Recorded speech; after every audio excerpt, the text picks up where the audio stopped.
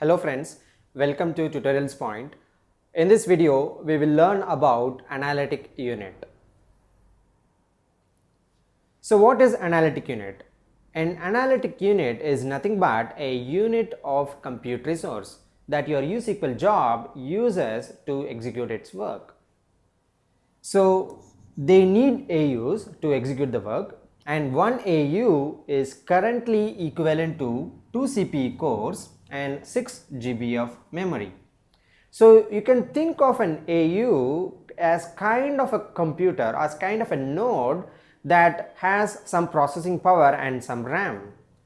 And more AUs increase the inherent parallelism of your job. For example, I have a input data of 1 terabyte.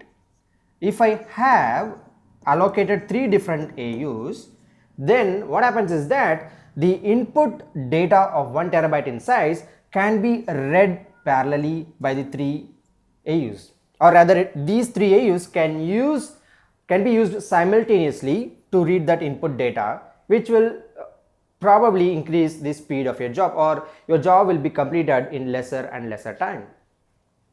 And right now this is the definition, and in the future data lake may provide the developers, or it may provide the ability for us itself how to define what 1 AU means. So it can be 3 cores, or it can be 8 GB of memory. So those kind of flexibility it could provide in the future. In the next video, we will talk about the different stages that a job goes through. Thank you.